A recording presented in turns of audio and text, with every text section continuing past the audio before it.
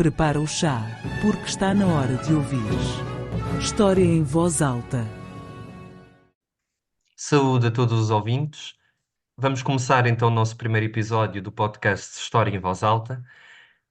Finalmente conseguimos iniciar este projeto que estará disponível no Spotify e no YouTube. E neste caso, hoje, nós temos a nossa primeira conversa com Chá, com os nossos integrantes que fazem parte deste projeto, desde o Minho, passando pelo Porto, parando em Coimbra e chegando a Lisboa e terminar em Évora. Neste caso, nós tentamos aqui, este primeiro episódio, falar de perspectivas, experiências académicas e também razões de escolha daquilo que é a história e a sua importância nas várias esferas. E nós vamos ter aqui uma conversa informal, no sentido em que possamos trocar, digamos, várias percepções daquilo que nós temos em mente ou que ganhamos pouco a pouco com a nossa experiência em história. E neste caso, a minha primeira pergunta direciona-se à Inês Junífero, que eu já conheço de algum tempo. Inês, começando por ti. Eu vou começar assim com uma pergunta muito assim, muito prática. Uma das tuas unidades curriculares escolhidas na parte optativas foi História Aplicada. E o próprio Sim, nome indica, e acho ótimo, que é História Aplicada, ou seja, aquilo que se aplica, como aplicar a história. E soubemos que o teu projeto falou sobre as procissões de Nossa Senhora da Conceição em Vila Viçosa, e eu queria saber da tua experiência, neste caso, daquilo que foi o projeto, qual foi a aplicabilidade dele, ou seja, a função do mesmo para conhecer a história, não é? E que partiu, deste caso, de testemunhos orais, não é? Portanto, queria perguntar à Inês se podia aqui resumir um pouco da sua experiência neste projeto. obrigada. Boa noite a todos, mais uma vez. Ah, Começando pela unidade curricular de História Aplicada, foi uma das melhores escolhas que eu fiz, em toda a licenciatura, porque faz-nos sair da bolha académica, do historiador. Não só o meu trabalho, mas também o trabalho dos meus colegas foi um bocadinho fora do que é só fazer trabalhos, ou só fazer comunicações, ou só escrever artigos.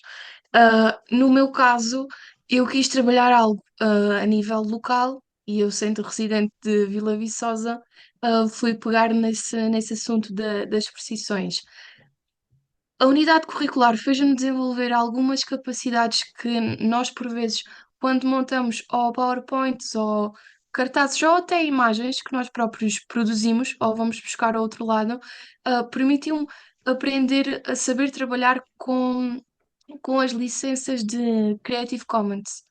Não sei, pronto, não sei se os restantes, possivelmente sim, conhecem, claro que sim.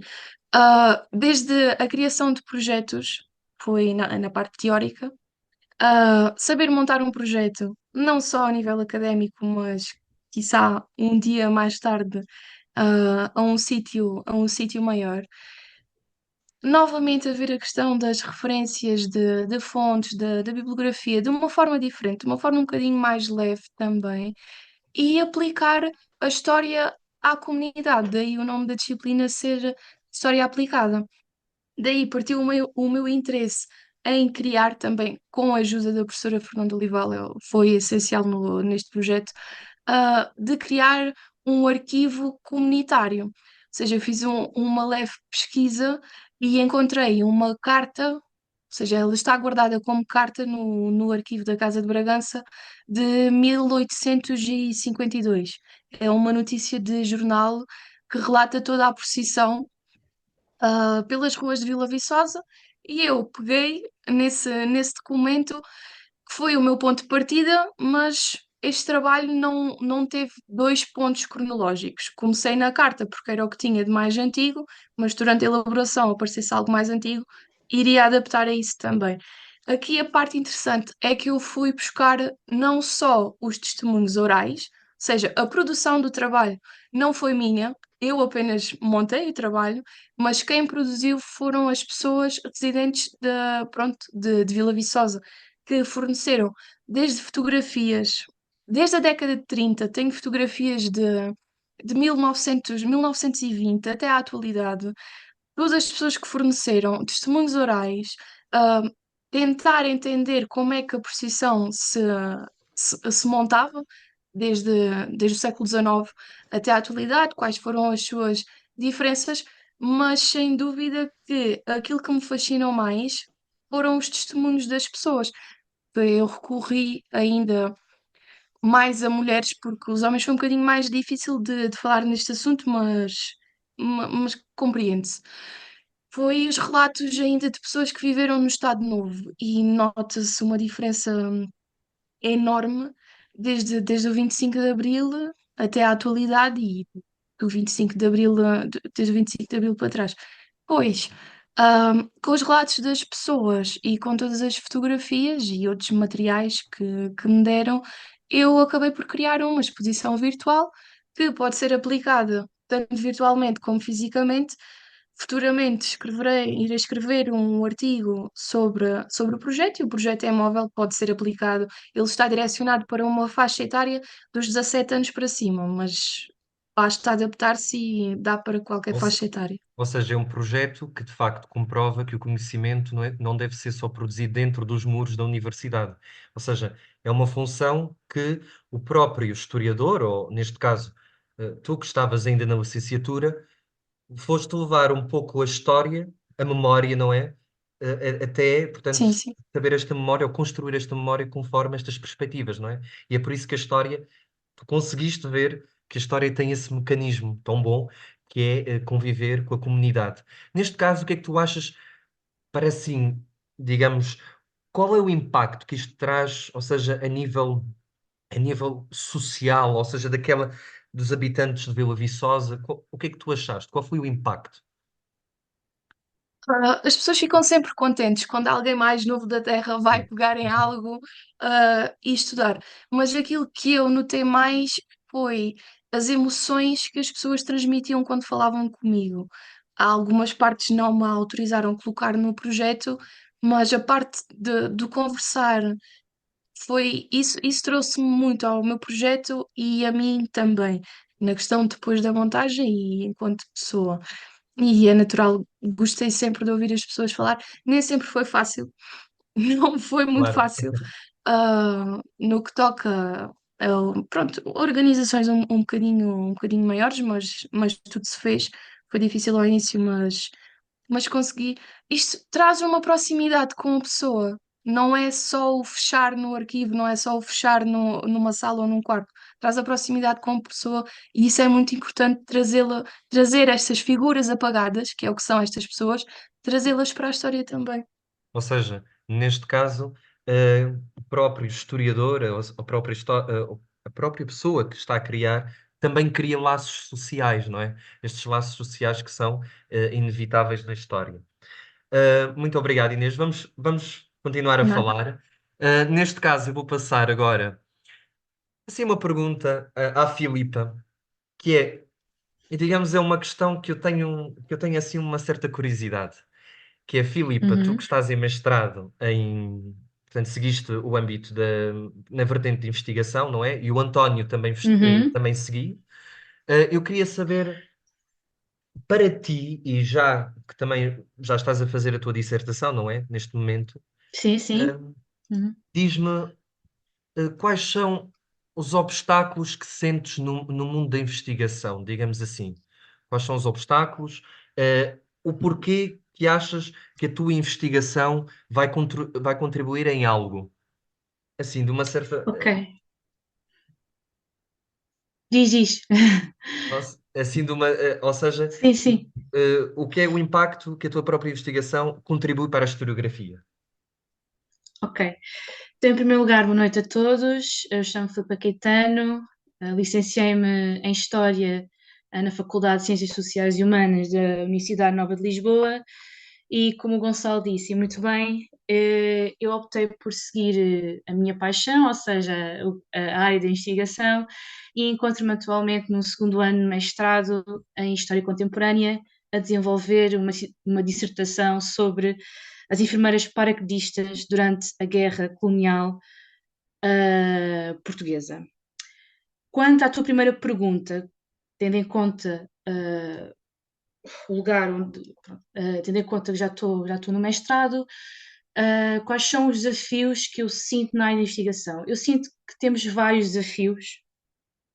Uhum. Um deles é uma área bastante precária. Não é fácil, eu sinto que não é fácil arranjar emprego. Eu sinto que o mundo académico é um mundo em que exige que tu tens que construir uma rede de contactos importante para conseguires alguma coisa, não é?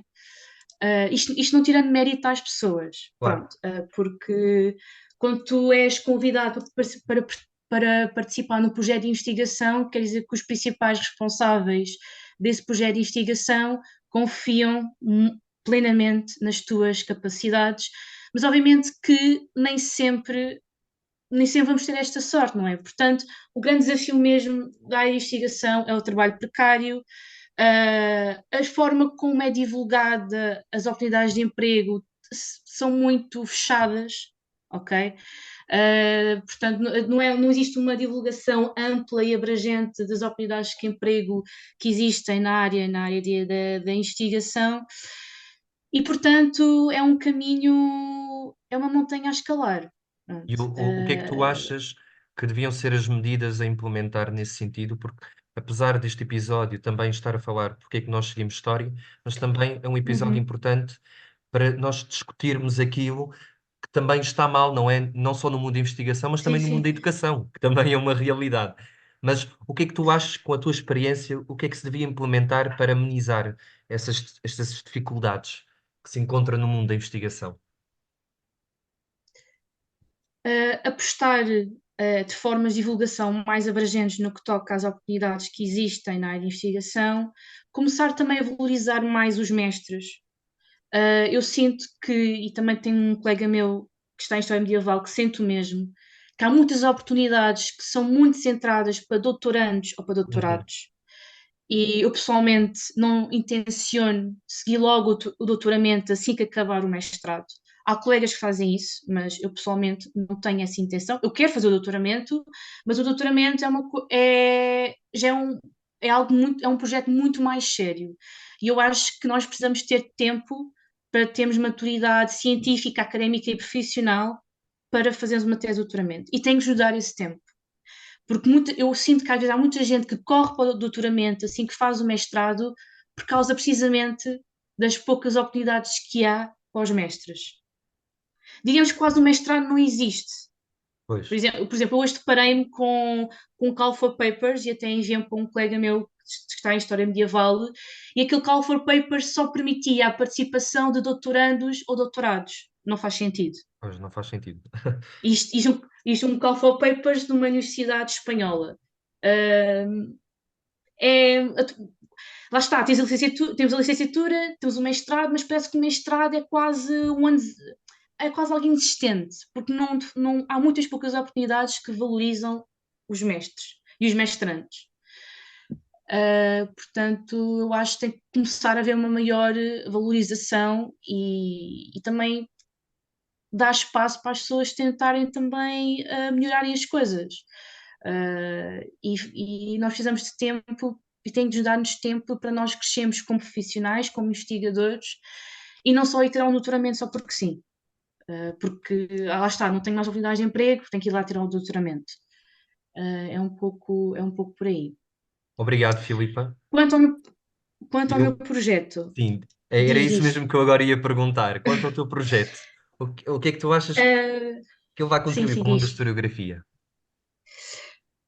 Vai contribuir porque fala de um fenómeno, e quando digo aqui fenómeno é mesmo uma forma propositada, o objetivo não é ser uma expressão sensacionalista, mas de facto as enfermeiras paraquedistas foram um fenómeno no Portugal do Estado Novo, porque elas surgiram no contexto da Guerra Colonial Portuguesa. Isto implicava que as mulheres, elas eram enfermeiras, mas eram paraquedistas, ou seja, elas tiveram treino militar. Portanto, Uhum. e esta temática nunca foi devidamente estudada, é uma temática que é muito celebrada, e a sua memória é muito zelada no meio militar, porque os militares gostam de preservar a memória dos seus heróis de guerra, mas na história nunca ninguém se debruçou a sério sobre este tema. E o meu tema, o meu tema não tem só uma importância ao nível da historiografia, porque está a estudar a história das mulheres, mas também tem a sua importância porque eu estou a recorrer à história oral e agora o que eu vou dizer alinha-se muito com aquilo que a Inês, com o projeto da Inês, e vou ter que concordar com ela. A história oral coloca muitos desafios, mesmo muitos desafios, porque nós estamos a dar com pessoas que nasceram, viveram o Estado Novo, viveram 25 de Abril, viveram pós 25 de Abril, e são pessoas que têm opiniões, perspectivas muito diferentes. E então exige, independentemente das nossas convicções, nós, acima de tudo, somos cidadãos e cidadãs portuguesas, temos as nossas convicções, mas para um historiador de história contemporânea, nós temos que saber separar muito bem as águas, ok? Porque às vezes vamos ouvir opiniões que se calhar nós próprios, como cidadãos, não vamos gostar de ouvir, mas nós temos mesmo que separar muito, muito, muito bem as águas e nós temos que permitir que essas pessoas sintam confiança para falarem connosco sobre as suas experiências e não julgá-las, não é? Porque não é esse o objetivo de um historiador de todo. E de facto, recorrer à história oral é gratificante porque nós acedemos a um lado mais humano da história. Todas as fontes da história são produzidas por agentes humanos, mas falar diretamente com as pessoas permite aceder a outro lado. E essas pessoas, acima de tudo, e certeza que a Inês vai concordar comigo, sentem-se valorizadas. Sim, sim, sim, sim. Sentem-se mesmo muito valorizadas.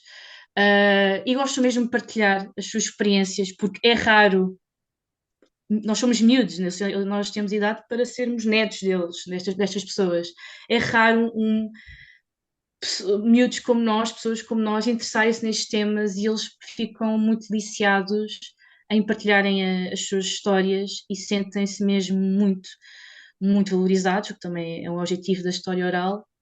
Lá está, dar, como a Inês disse, são pessoas com uma história pronto, são esquecidas e então eles sentem-se mesmo muito, muito valorizados. Portanto, a minha dissertação não tem só não terá só um bom impacto na historiografia portuguesa e até mesmo internacional, mas também tem esta parte, esta componente social e humana, onde as pessoas sentem-se valorizadas e até hoje encontrei-me com um enfermeiro da Força Aérea que de facto namorou com a única enfermeira paraquedista que faleceu durante as suas funções e ele disse que estava mesmo muito feliz por ter alguém interessado neste tema e que ficou muito surpreendido como é que uma miúda como eu decidiu trabalhar este tema. Eu acho que isso é sempre bom, porque nós acabamos por estar a valorizar as pessoas, ah, e nós só temos que montar. As pessoas é que dão os contributos todos, e acho que isso é uma boa aposta para puxar as pessoas para a história. E nós próprios, historiadores, sejam eles contemporâneos, medievais, modernos ou outra área qualquer, eu acho que nós também nos devíamos adaptar um bocadinho mais ao que é a atualidade, o que é esta parte do digital, porque esta parte do digital também é muito importante para nós. E de certeza que se calhar tu na tua dissertação ou as pessoas que estão em ensino, acho Uhum. que é um bocadinho o futuro e também vai ter que se utilizar isso. Só queria fazer um apontamento porque achei muito, muito engraçado, já não me lembrava do tema da tua dissertação. Uhum. E é curioso porque eu penso que foi em seminário este ano que houve alguém a trabalhar este tema. Eu Uhum. penso que houve Sim, alguém sim. também a trabalhar Houve. este tema das. Pois houve, não houve, das enfermeiras paraquedistas. Eu acho que não foi bem Pronto, das enfermeiras, acho que foi das madrinhas de guerra. Madrinhas de guerra. Mas acho que sim, eu abordava as ouvi. enfermeiras. Mas acho que abordava as Sim, enfermeiras, mas eu, sim. eu penso que as enfermeiras também entraram um Ah, bocadinho na, uhum. na cena. Mas sim, pá, acho super interessante. não, é estes de facto temas interessante e gosto. agradeço tanto à Filipe e tanto à Inês por aqui abordarem uma história que vai de encontro com as pessoas e não uma história que fica retraída, não é, no espaço académico. Agora, dando uma volta, digamos 180 graus, André, a pergunta é: por que não investigação e sim educação? Porque nós sabemos aqui que a situação de educação também não está fácil. Mas porquê é que decidiste enverdar para a educação e não investigação? Também é importante ver, porque o podcast é plural, engloba também aqueles que não optam pela investigação, não é? Olá, boa noite a Boa noite. todos. É assim, respondendo à tua pergunta, que não é investigação? Eu, eu sempre que me lembro, eu sempre gostei muito de ensinar, de transmitir o conhecimento, algo que não está verdadeiramente correto. Transmitir não é a mesma coisa que ensinar, mas hum, e eu sempre quis ser, acho que sempre tive uma paixão para ser algo relacionado com a educação. Quando surgiu o gosto pela história, eh, isto eu adorava eh, seguir algo relacionado, juntar os dois, a educação e a história. Então nunca foi uma questão de porque não investigação, foi sempre porque queria educação. Agora, eu quando entrei na universidade e comecei a fazer a licenciatura, eu acho que, pelo menos na Universidade de Minho, foi onde eu me licenciei, eh, a licenciatura é muito direcionada, ou muito orientada para a investigação, para todos nós fazermos investigação. E ao fazer ainda cheguei a ponderar fazer algum mestrado em investigação ou algo relacionado, porque de facto eu gosto, mas olhando para a situação atual, em que a educação sempre estará um pouco melhor do que a investigação, eu decidi optar por esse ramo. Embora nós saibamos todos que a educação é muito, conforme está agora, é muito temporário, porque de hoje à amanhã os professores são todos colocados novamente e para haver novas colocações demorará muitos anos para acontecer. E além disso, eu estudo e moro aqui mais no norte do país e é uma região onde não há assim tanta falta de professores. Algo que é mais verificado, por exemplo, na região de Lisboa ou Centro-Sul. Mas eu a investigação nunca descartei e nunca descartarei, porque eh, além de mais, um professor nunca deixa de ser um investigador. E para se ensinar história, para se fazer uma boa educação em história, é necessário termos fontes e saber trabalhar as fontes, saber analisar, saber ensinar os alunos a fazer história e não ensinar história. Por acaso, o André acabou de dizer uma coisa muito, muito interessante, que ele quer seguir o ramo do ensino e, de facto, ok, que no mínimo pode não haver falta de professores, mas na generalidade do país a falta de professores é gritante e, portanto, não descartes a possibilidade de seguir investigação. Entretanto, quem quer seguir investigação não pode descartar a possibilidade de ser professor. É um caso, é um bocado É uma engraçado. realidade. É uma realidade. Por Exato. acaso é um bocado engraçado e quem quer seguir investigação tem de ter plena noção que é um plano B e que há muitos investigadores, professores nós da universidade, que são investigadores, mas não têm jeito nenhum para serem professores, desculpem. Mas então, lá está, este é o desafio também que acho que está muito relacionado com a área com a área da investigação, não é? O trabalho é precário e todos nós temos que assegurar a nossa sobrevivência e nós todos queremos fazer a nossa vida, a verdade seja dita, e depois nós temos que recorrer também às vezes ao ensino, ainda que talvez para muitos investigadores não tenham, não têm jeito, não é? Porque também ensinar é preciso ter bases pedagógicas e acho que todos nós já experienciámos isso, tivemos professores que eram investigadores e que não eram os melhores professores, não é? Portanto, eu acho também, respondendo ainda à tua pergunta, Gonçalo, eu acho que isto também é o desafio, não é? Sim, sim. Por onde é que vão os investigadores quando não têm trabalho? E o ensino, sem dúvida, é um deles. Mas E às agora vezes não eu. é melhor. Diz, Gonçalo, Gonçalo. Não, não, podes continuar, André. Eu já faço a pergunta. O que eu ia dizer era para complementar o que a Filipa estava a dizer, é que às vezes a ida para o ensino de muitos investigadores não é a melhor opção, porque, tal como tu referiste, depois verifica-se que um bom investigador, às vezes, é muito raro ser um bom professor. Claro. Além do mais, as licenciaturas, pelo menos eu falo da minha e acho que eh, do que eu vou sabendo, as licenciaturas quase não têm bases pedagógicas, não dão bases pedagógicas ou de ensino, não oferecem.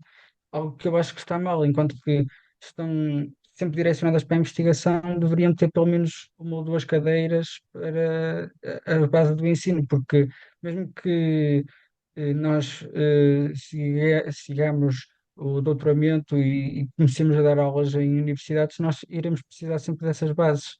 E às vezes nota-se que duas cadeiras eram essenciais para que um bom investigador se tornasse até num bom professor.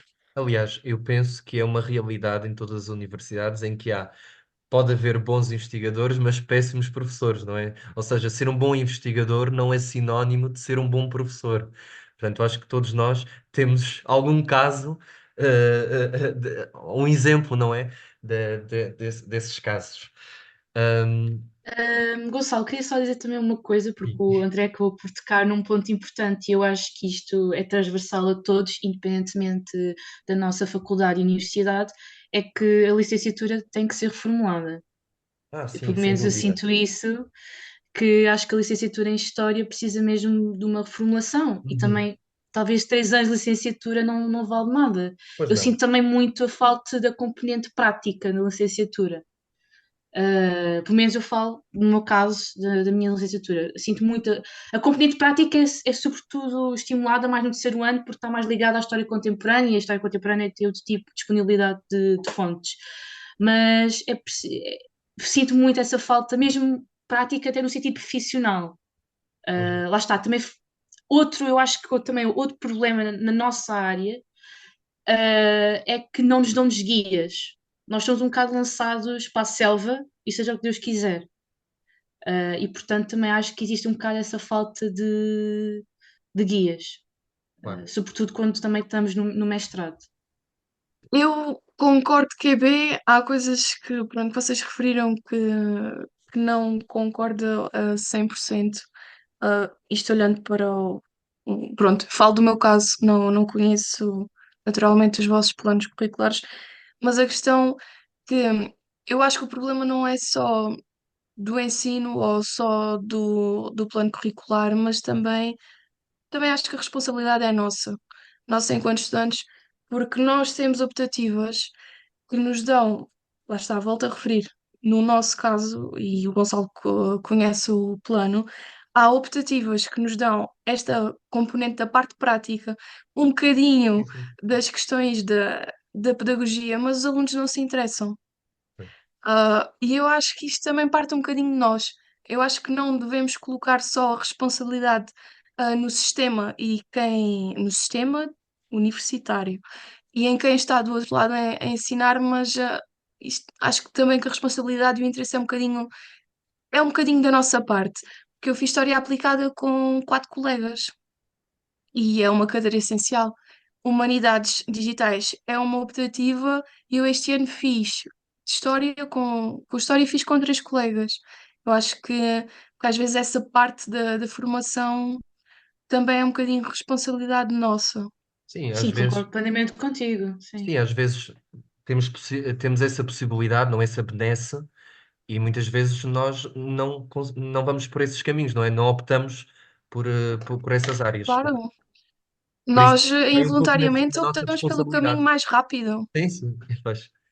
Hum, Bom, a próxima pergunta, e continuando esta conversa, a próxima pergunta vai para o António. António, ahm, neste caso, conheço um pouco daquilo que, digamos, os teus interesses científicos, um bocadinho. Neste caso, acho que é mais para a idade moderna, creio eu. E a pergunta que eu te faço é a seguinte: muitas pessoas, e eu para referir que isto é importante para não ser interpretado de uma forma errada. Muitas pessoas pensam porquê história, porquê estudar coisas do passado? Ou seja, tu já estás em mestrado, hum, e a pergunta que eu quero te fazer é: para que é necessário conhecer o passado? Que aplicabilidade isso tem? Com os teus projetos, com as tuas investigações? Neste caso, qual é a importância de estudar o passado? É esta a pergunta central.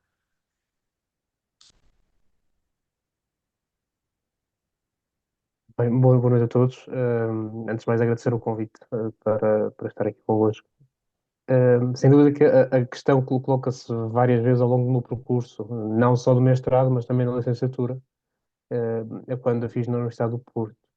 A questão da história acaba por ser intemporal. Nós acabamos por ser uma construção, uma amálgama de um conjunto de acontecimentos, e os colegas falavam isso bem a partir da história oral, daquilo que era vivido e que, de certa forma, era repercutido na imagem, na lembrança das pessoas, nos dias de hoje.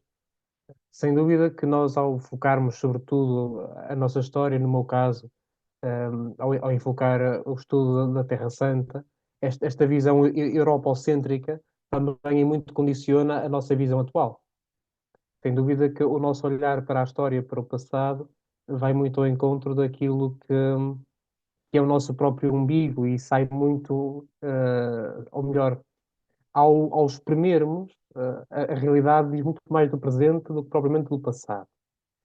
Entrando numa questão mais filosófica da coisa, mas de certa forma, ao olharmos para o passado, permite-nos também, a frase parece feita, mas é profunda. Conseguimos planear aquilo que é o futuro. Rapidamente identificamos pontos de colisão ou pontos que demonstram que a massa humana é a mesma.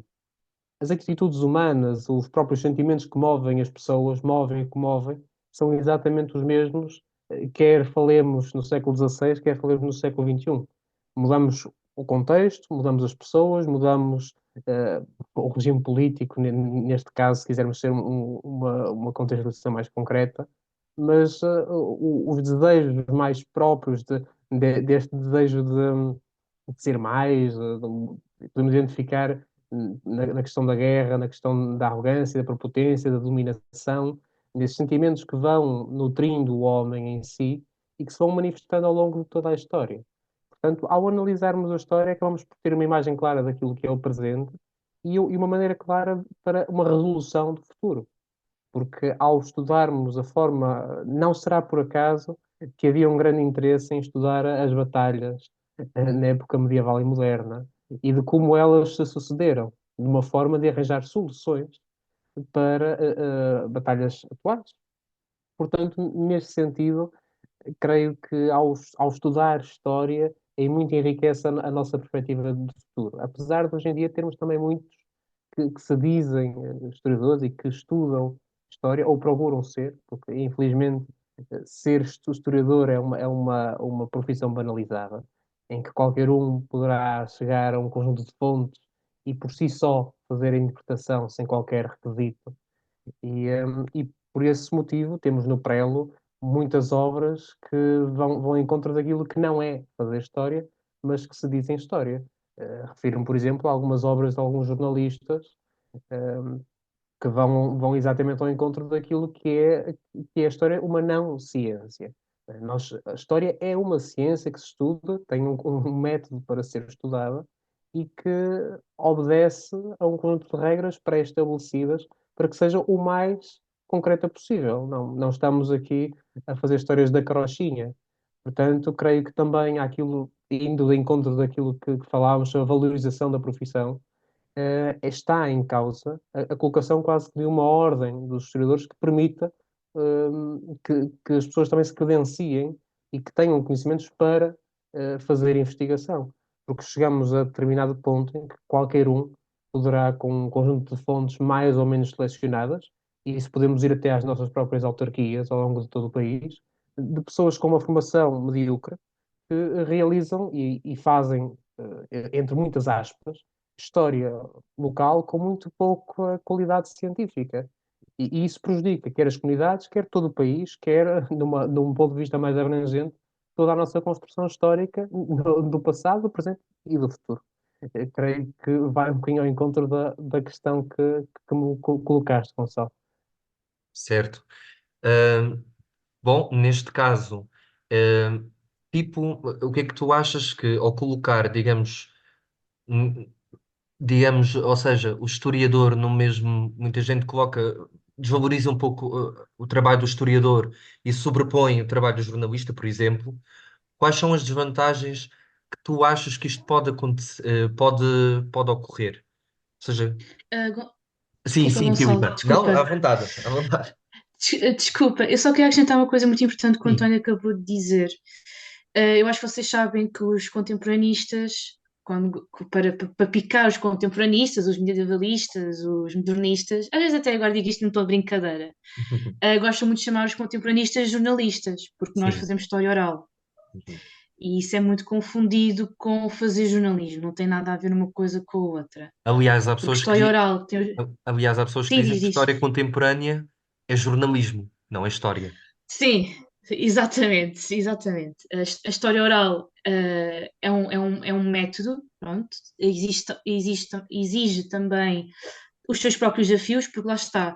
Uh, Fazer história consoante as temáticas e os períodos e a cronologia apresenta desafios muito específicos para a contemporaneidade a história oral é um deles.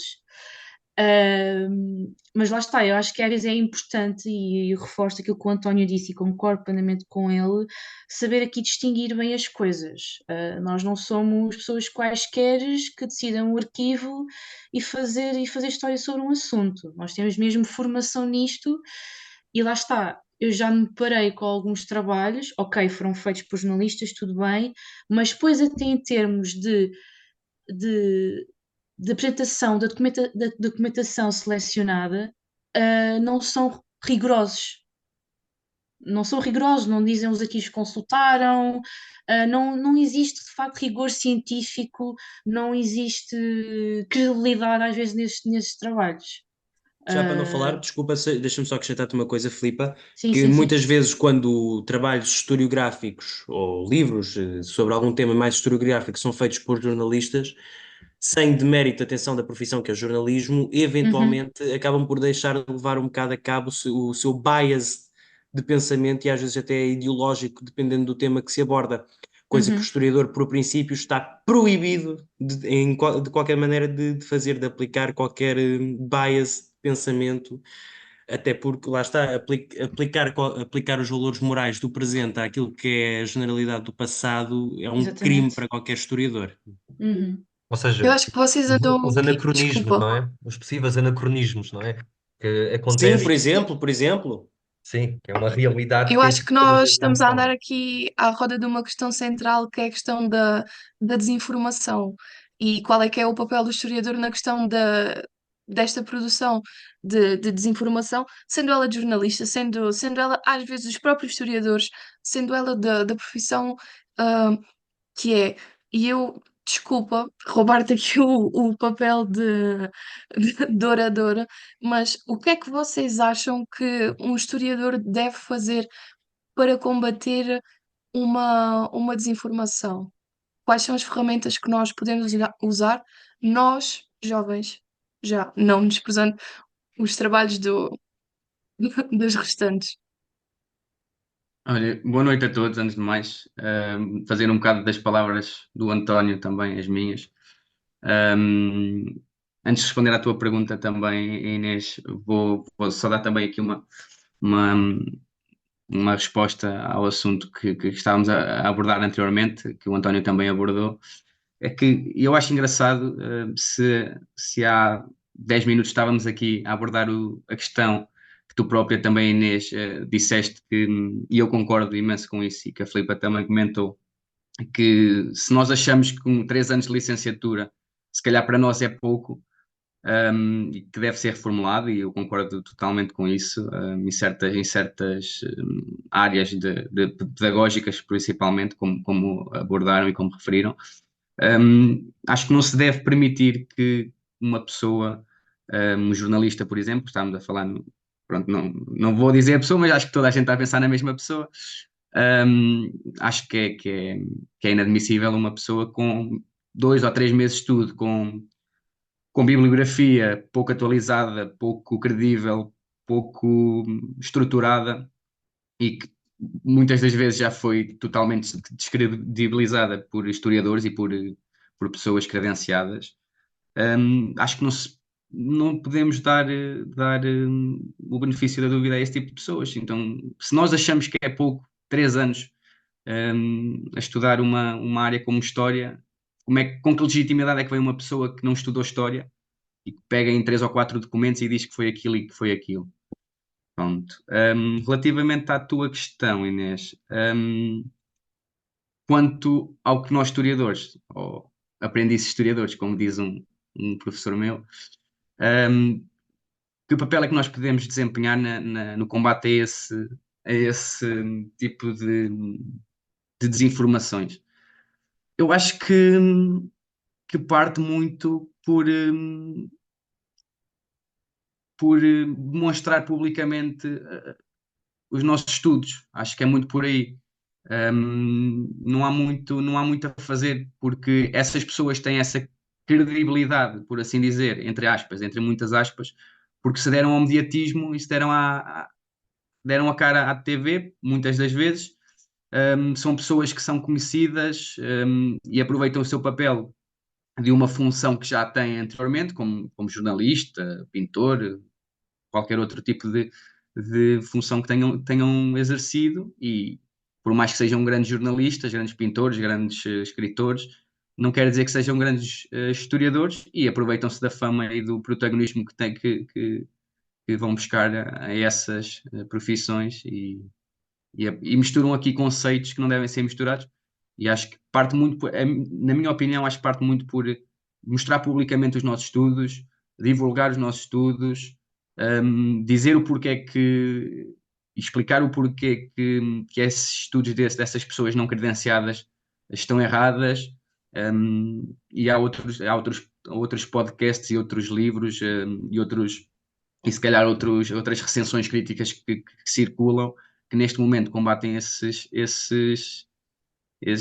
pseudo-historiadores, e que são pessoas credenciadas e que claramente, com 2 ou 3 argumentos, desconstroem toda uma mitificação daquilo que é a história construída por essas pessoas. Reparem, uma coisa para problematizar um pouco a questão é o seguinte: o papel do historiador, a meu ver, ainda, digamos, não está a ser valorizado, tanto em termos Uhum, de, tanto em termos de, digamos, nos meios de comunicação, etc., nas várias esferas. Eu acho que o uhum, historiador, as pessoas ainda têm a ideia de que o historiador é aquele que fica nos arquivos fechado, ou seja, uhum. fazer um conhecimento, digamos, não digo elitista, mas um conhecimento muito, muito privatizado, entre aspas. Não sei se faço-me entender.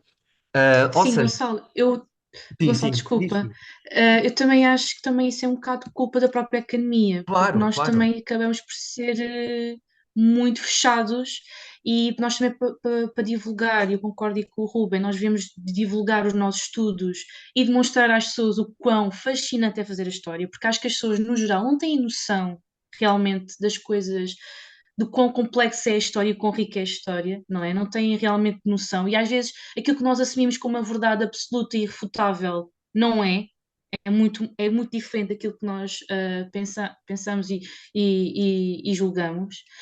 Ahm, eu também acho que também cabe um bocado também aos historiadores saírem no mundo da academia. A academia também claro. deixar de ser Sim, um sim. espaço muito fechado, porque talvez abdicar um pouco de tanta formalidade, ter mais contato com as pessoas e concordo contigo que para os nossos estudos serem mais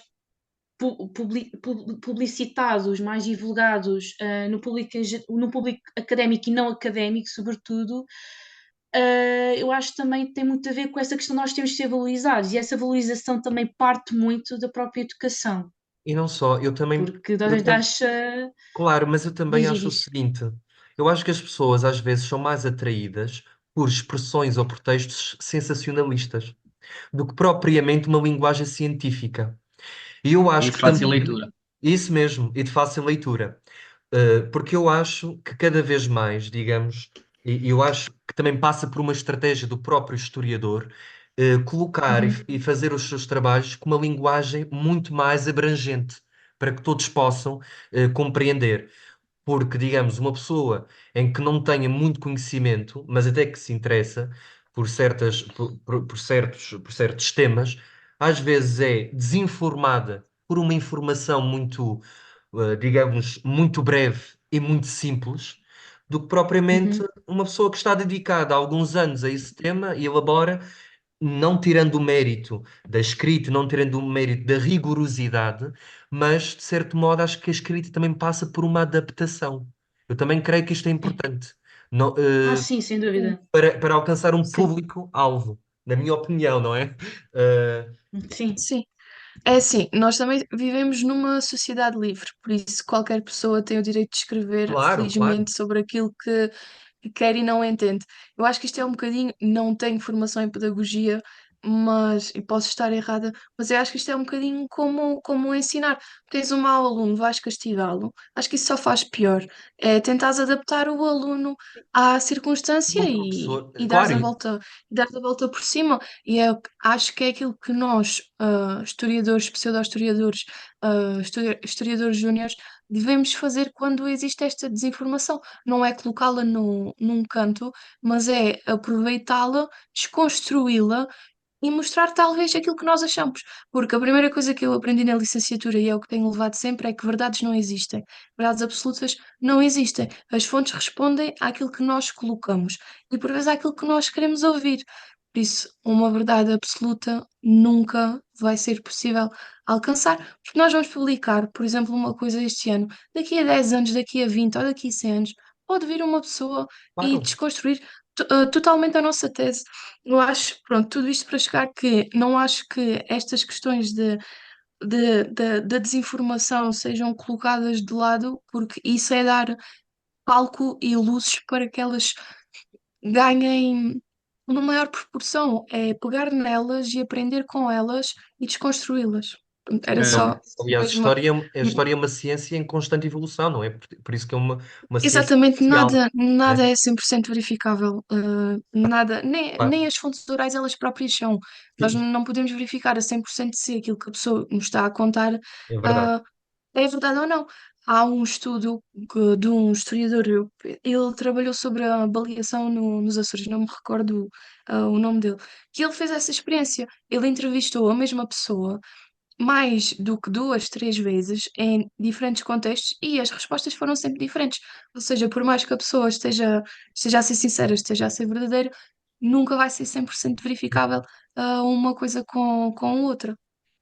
Exato, eu acho que, e Inês, aqui, não te querendo interromper, acho que aqui há aí essa diferenciação entre, por exemplo, um estudo que foi feito corretamente, com fontes primárias acessíveis, com fontes primárias que são boas, que são válidas, hum, e que passado 10 anos esse próprio estudo é refutado por um surgimento, por exemplo, de novas informações. E aí é uma situação. Outra situação é tu fazeres um estudo com fontes nada credíveis, nada válidas, muito, muito pouco atuais ou muito, aliás, muito descredibilizadas, e acho que muitas das vezes é isso que acontece. Ou seja, não é uma refutação de uma tese que foi feita, por exemplo, há 10 anos com argumentos bons, mas a refutação de uma tese através de argumentos e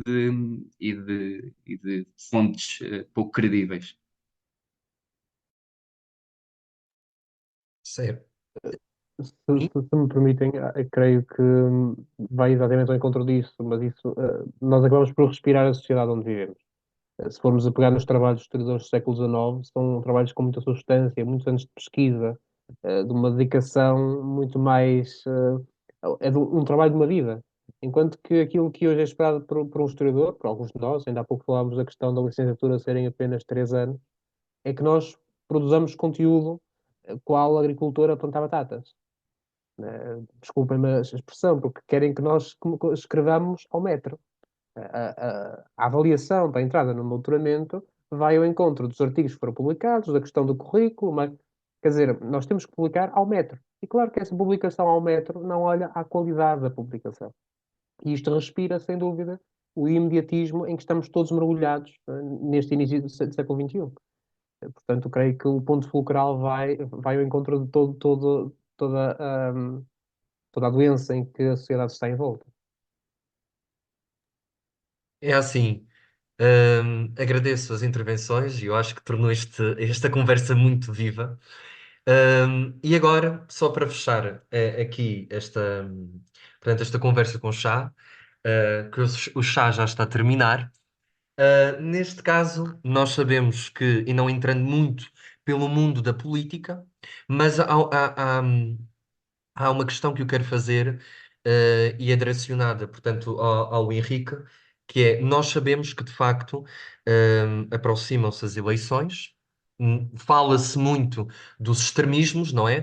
Que estão a surgir ou renascer, e eu queria perguntar qual é o papel do historiador, ou qual deveria ser o papel do historiador e a importância dele no mundo da política, que é importante, não é? Que às vezes falta o historiador no mundo da política, de ouvir o historiador. Sim, sem dúvida. Começar primeiramente por, embora já tenha intervido, por dar as boas noites aos meus colegas de painel e àqueles que nos estão a ouvir em casa. Eu costumo dizer para mim próprio, para os meus colegas e, em geral, pessoas com quem eu falo, que um bom historiador, para trabalhar a história, tem que conhecer muito bem o seu passado, porque conhecendo o seu passado, percebe a realidade em que se insere e consegue ajudar a construir também uma sociedade do futuro. E a mesma coisa, e é um princípio que também se aplica à política. Eu entendo, a meu ver, que um político, por princípio, tem que ter as noções, quando mais não seja básicas, daquilo que é a história política, quando mais não seja do seu país, ou no nosso caso também da União Europeia. Portanto, por princípio, bem, podia aqui abordar várias questões em relação aos extremismos, mas eu acho que o historiador tem que, a par daquilo também já foi aqui abordado, largar um bocado aquilo que é o conforto da academia e procurar ir também um bocado ao pé das pessoas. Porque nós não podemos estar à espera que as pessoas não cedam de alguma maneira à sedução dos extremismos, se nós também não conseguimos chegar ao pé delas e explicar que aquilo não é uma solução, que historicamente já se mostrou que não vai correr bem, e portanto, lá está, temos que conseguir, principalmente nestas alturas em que a Europa e Portugal também começam a emergir forças políticas algo extremadas, nós, enquanto historiadores, temos que ser capazes de chegar ao pé das pessoas e dizer: não, isto não é uma ideia política que tenha corrido bem no passado, não podemos fazer julgamentos de moral às pessoas, naturalmente, que olham para aquelas ideias políticas com bons olhos, mas temos que ser capazes de chegar ao pé delas e de explicar o porquê de aquilo não ter corrido bem antes, e se não correu bem antes, também não vai correr bem agora. Certo? Neste caso, mas tu sentes que há uma falta do historiador no mundo da política? Sentes que, de certa forma, por não haver historiadores que, reparem, num debate, às vezes sobre o mundo da política, vocês reparam que não há uma presença de um historiador, que é desvalorizado, infelizmente. Nesse caso, Sim, achas sem que dúvida. se houvesse um historiador, podia minimizar isso, portanto, essas ideias, no sentido dos extremismos e não só, no conhecimento da própria política portuguesa, não é? Porque o que é que É acontece? assim, depende. E desculpa estar-te interrompendo no meio da tua pergunta, Sim, mas indo direto ao assunto, vai depender muito. E depende muito da forma como o historiador intervenha na política. E eu não. Vamos lá ver, a partir do momento em que ter um historiador na política é bom e é mau ao mesmo tempo. É bom porque traz uma visão atualizada com fontes e capaz de, se bem utilizada, eh, fomentar e guiar a sociedade de alguma maneira através da ação política num caminho democrático, em liberdade, que é um bocado representar aquelas que foram as heranças do 25 de Abril e do 25 de Novembro, mas se usadas para o mal, ou melhor dizendo, se usadas de uma maneira errada, então fazem um péssimo serviço à sociedade e à história em si, porque deixa de ser, porque estamos a deixar de falar de documentos históricos, estamos a deixar de falar de passar a mensagem histórica e daquilo que a história em si representa, que é a veracidade e não a verdade total dos factos, porque isto também é um erro que muita gente entende, que nós historiadores somos os portadores da verdade absoluta, abrimos uma arcazinha de Noé, uma caixa de Pandora e dali tiramos a verdade tal como ela foi, sem tirar nem pôr. Não é verdade, nós trazemos aquilo que é o mais próximo da verdade que chegou aos nossos tempos. É impossível nós conseguimos trazer as informações todas de antigamente. Portanto, sendo rigoroso, há uma grande probabilidade na política, a propósito daquele bias que eu mencionei aqui há uns minutos atrás, que muitos jornalistas às vezes têm, é normal, é humano, todos nós temos pensamento político e temos visão sobre a sociedade, e às vezes tendemos a refletir um bocado esse pensamento na forma como nós também abordamos a história. Mas, sendo nós historiadores, temos que ser rigorosos. Isto estando na política, às vezes pode não acontecer. Eu não costumo, não quero aqui ser tendencioso, e digo isto com o maior dos respeitos pela personalidade em questão, mas, por exemplo, o historiador Fernando Rosas, como de resto sabe-se foi deputado pelo Bloco de Esquerda, uma das suas intervenções mais conhecidas é de um ataque cerrado obviamente motivado por ideologia maioritariamente, mas que a meu ver faz muito pouca honra à história sobre aquilo que foi, por exemplo, o 25 de Novembro. E, portanto, o historiador tem que ser capaz de separar as águas entre aquilo que é o seu posicionamento político e aquilo que é a realidade histórica. Tão simples quanto isto. Portanto, se há falta de historiadores na política, há muita falta de historiadores na política realmente. Às vezes poupava certas determinadas barbaridades que alguns presidentes de partidos dizem. Como foi aquela tristeza dos cristãos novos do Luís Montenegro numa convenção do PSD, que a mim chocou-me um bocado, confesso. Mas, da mesma forma que há falta de historiadores na política, também, o tiro é um bocado um pau de dois bicos. O tiro pode sair pela culatra, e se temos falta de historiadores na política, também, eventualmente, esses historiadores podem não servir bem a causa histórica como eu gostaria que servissem. Se me permites ir a reboque da pergunta, creio que a questão da visão histórica tolda um pouco daquilo que falta à nossa política, que é uma visão de longa duração. Nós, ano após ano, cada um dos partidos vai lutando pela sua maioria ou pelas suas próprias ideias e vai guiando mais ou menos o país num futuro incerto, sempre na esperança que venha um Dom Sebastião e há de resolver tudo. Sim, Este exatamente. sentimento não é de agora, não é? Se formos a olhar, há sempre uma esperança, não será por acaso que Salazar se faz revestir de Dom Afonso Henriques. Portanto, toda esta Sim. questão deste sebastianismo, que hoje nós também vivemos nesta ansiedade por umas eleições que vão dar a reviravolta total em Portugal, eh, são uma realidade, falta de visão de longo curso, que a história nos Falta dá de visão algumas de longo curso, de resto, dos nossos governantes e a e da generalidade dos própria população. políticos. E da própria população. Nós E da somos, própria população, somos sim. Os nossos políticos são uma reflexão da nossa própria população, ao fim e ao cabo. Como eu disse há bocado, um historiador e um político em geral para construir a sociedade em que quer viver, tem que conhecer o presente e saber o passado. Ora, a partir do momento em que nós temos políticos que, muitas vezes não sabem o passado, não têm bem noção daquilo que querem no presente, como é que nós podemos querer uma sociedade e, às vezes, até mesmo uma história que esteja virada para aquilo que também é o futuro? Sim, exatamente, mas é daí que advêm as incoerências, não é? Nós Pois. estamos a falar de uma visão de longa duração quando uma pessoa se contradiz 3 ou 4 vezes na mesma semana. Portanto, toda esta concepção de Green, sem dúvida, ou melhor, regride esta ideia de democracia, deixa muito mal o nosso Estado também, e que depois também tolda esta confiança das pessoas nos seus governantes. Portanto, creio que o ponto-chave aqui é a longa duração.